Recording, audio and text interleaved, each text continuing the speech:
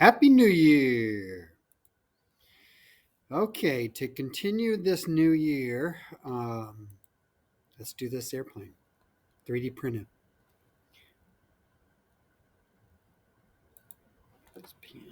And here's an exploded view of the one I came up with that I'm going to do this video tutorial with. You can see that it has wing, right and left wing, or I should say left and right wing, main body, so forward fuselage, tail section, rear fuselage, horizontal stabilizer, integrated vertical stabilizer. Here's the battery, here's the motor, here's the propeller. One of the outputs of this project will be this exploded view along with a bill of material and a drawing. The inspiration of my design comes from the Vaux Swift, a very fascinating fast bird that I liked for a while. I'm referencing some of the aircraft design elements here from the Google Classroom on this link that I shared with you guys. And Embry-Riddle Aeronautical University put this together. Okay, so here is the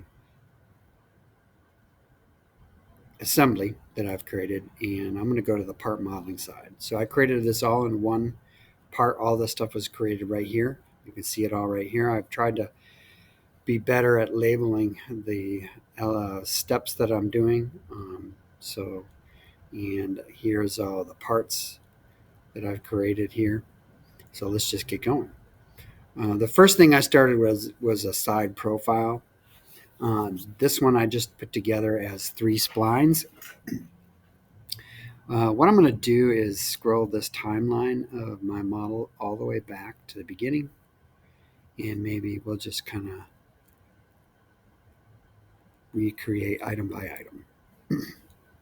So you guys can keep your designs simpler than what I've done, and you can do something very different. So maybe I'm going to go pretty quickly through this tutorial so that you can just watch it and then try something on your own. That's what I would suggest. So me, side profile, let me show it. Again, inspired by my Vaux Swift, it's really just going to be, as you edit this, it's just 3 splines, 3 4-point splines, 1 for top, 1 for bottom, and 1 for back. And then the second thing I did was extrude, and I extruded it, that profile, in a symmetric orientation going up both sides. And I also drafted it 25 degrees. And you can kind of see what that adds here. Drafting means it kind of drafts at a certain angle as it goes out. If you were to pull that out more, then you would see it draft out more.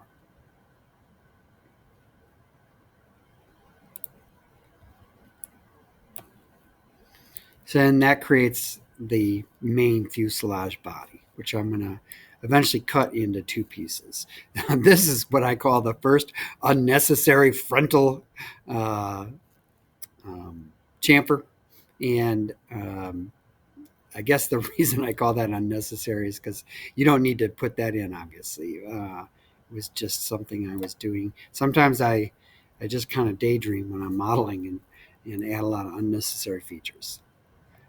Horizontal stabilizer. Okay, so it looks like the next thing I wanted to add here, and I'll show it with the sketch, hit the eyeball, is I did the profile for the horizontal stabilizer, and I want that to be adjustable. I think it's clear from reading the way that engineers attach or tackle a flight that a lot of the primary steering happens and balance of the overall aircraft happens because of the horizontal and vertical stabilizer.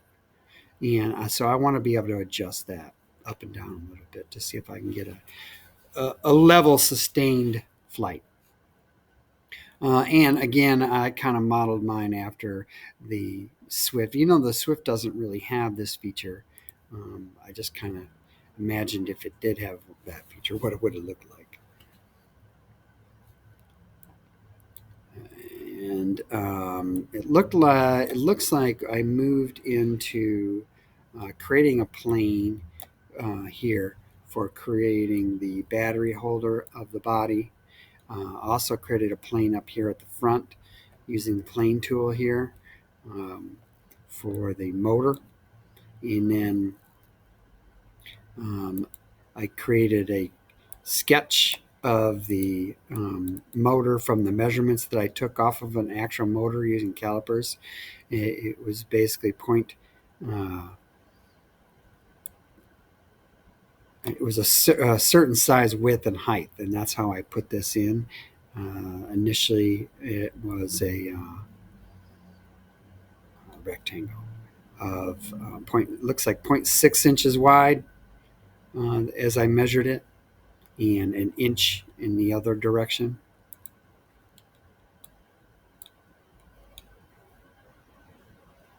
And then what I did is I used that profile to cut a pocket in the front of the plane.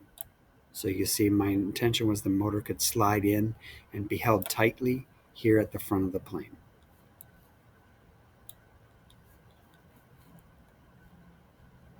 And then I actually made the motor and created that when I extruded that, and it was an inch long, the motor, and I made it a new solid of its own, and it pooped it out down here.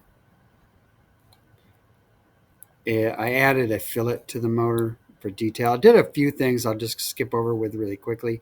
I can also share the motor model with you guys, and that will save you time for having to do this. But at the assembly level, you'll have to go ahead and make sure you put that in.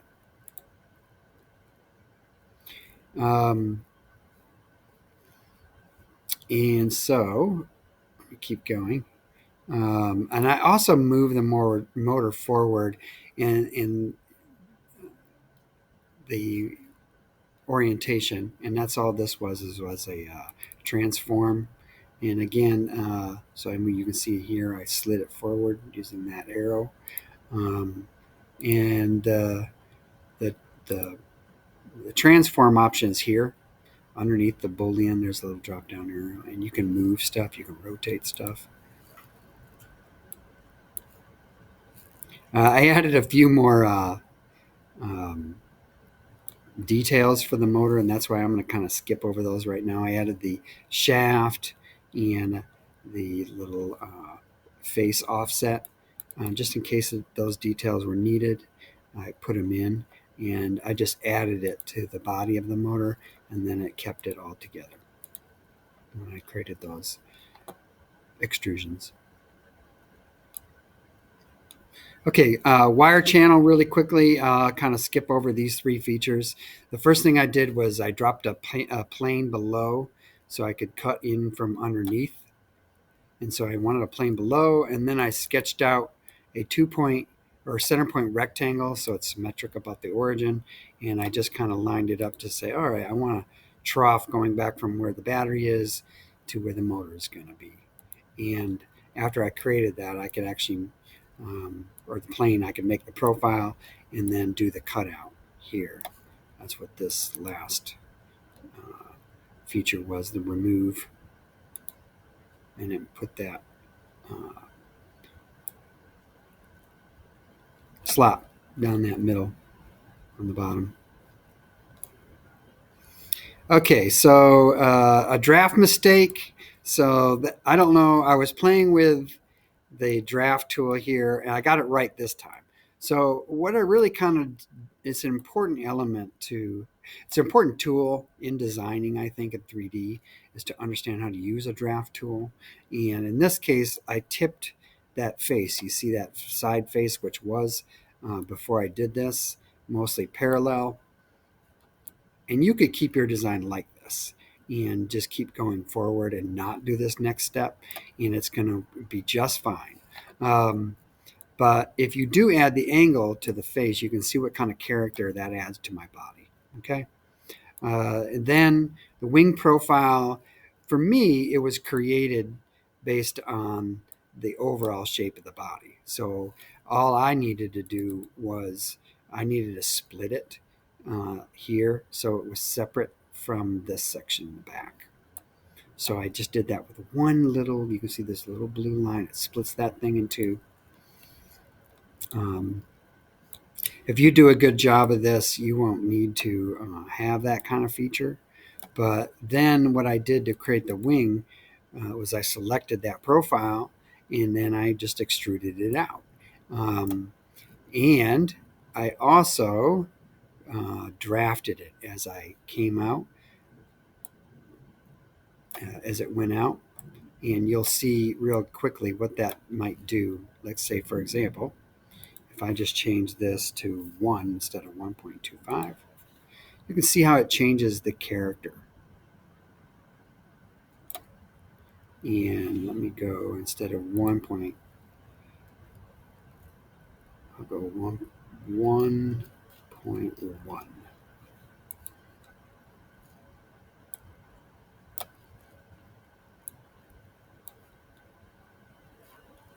Okay, so the other thing I started work on is I had this really fat tail, and it really wasn't working as a vertical stabilizer. So I said, all right, I got to carve this thing from the top. And so that's what this sketch was. And then I trim it out.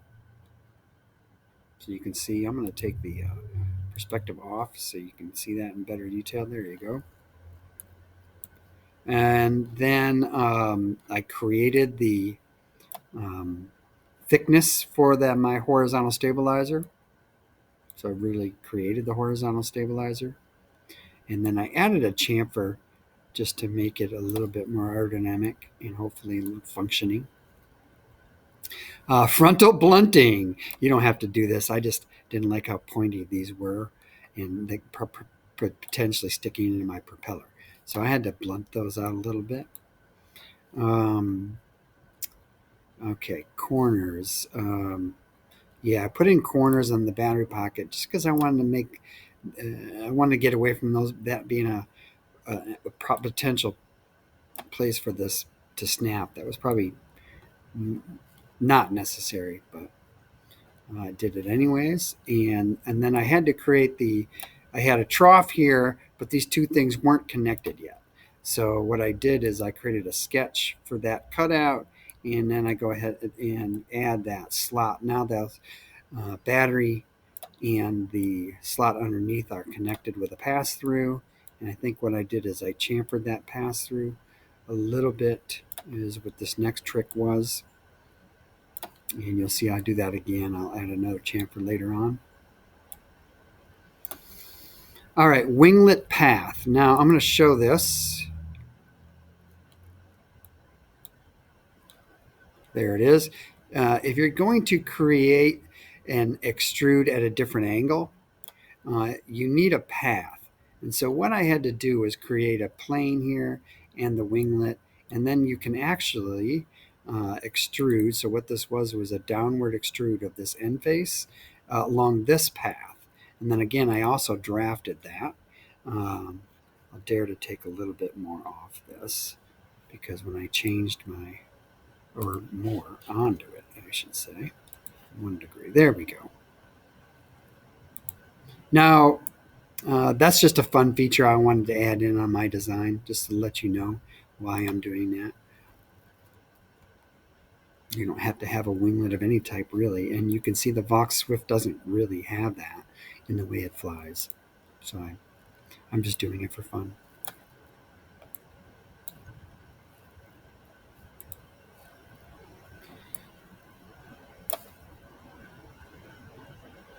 The gusseting here looks like the minor modifications that I made have made it hard to get this done. So I'm going to go ahead and try and re-pick these.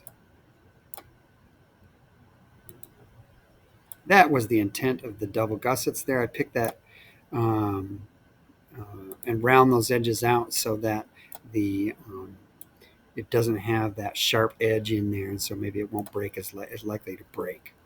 is what that is. So that's why I call this wind gusseting and strengthening. I just put a flat all along the top. That's just for looks.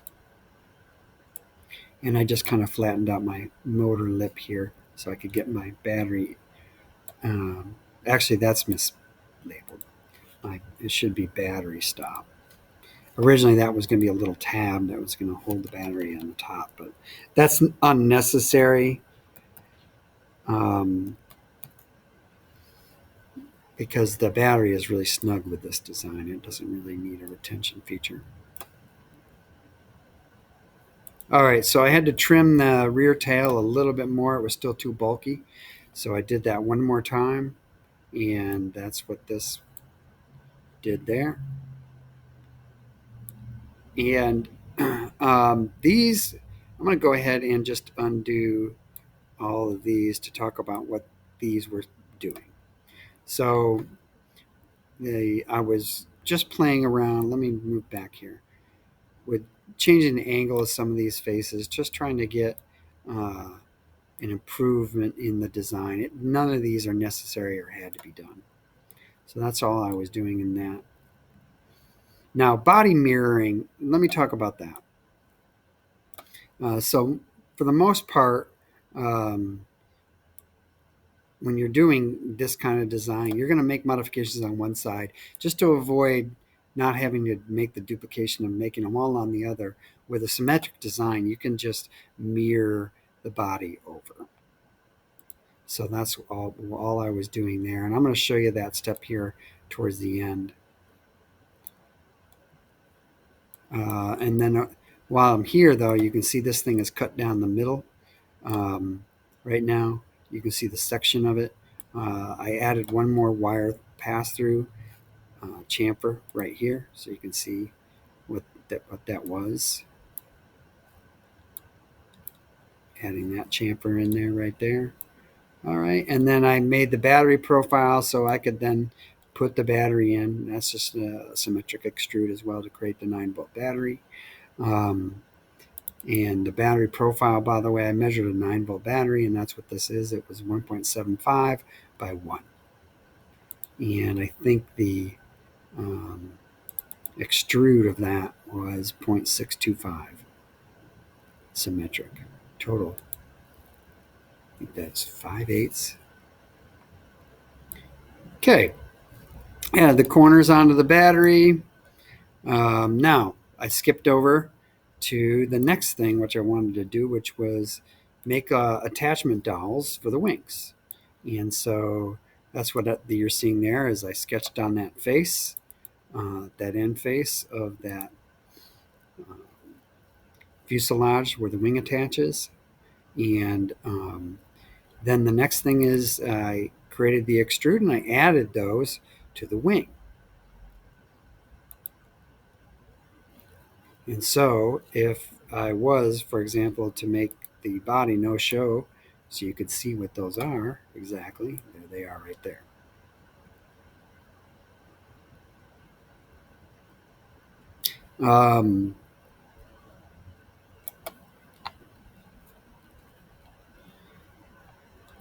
And then I gave them some chamfers on the edges, just as I called those leads, just to help assembly be a little easier. If they were squared off edges, it might be a little harder to get them in.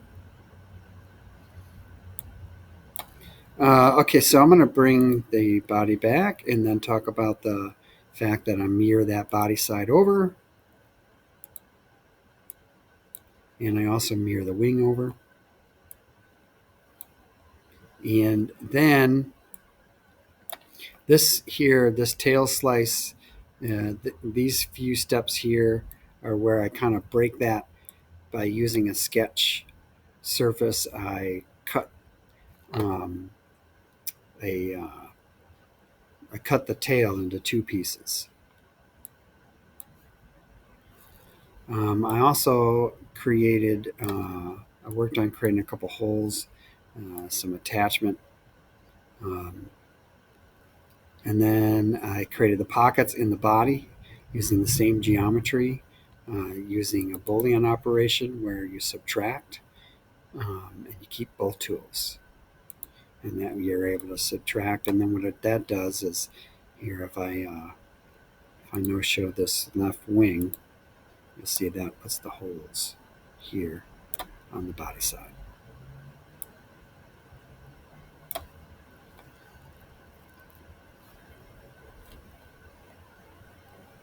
Okay, and going a little further, um,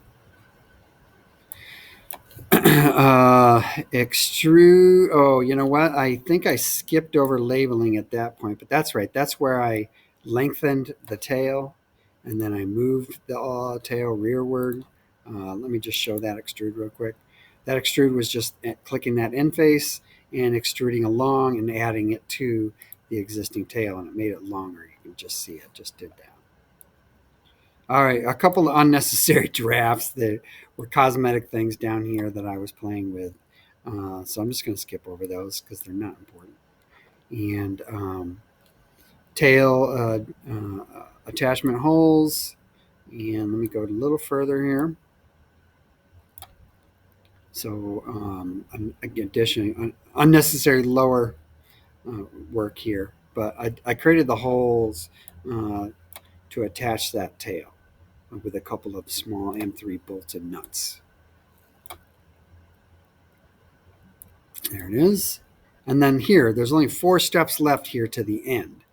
And then I've kind of skipped over building the assembly.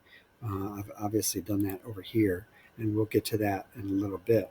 And I also want to do a tutorial on how to look at the overall balance and the center of mass compared to the center of lift, and make sure you've got a feel for those, whether or not those are balanced and how we do that. But I just want to finish up this tutorial for design for right now.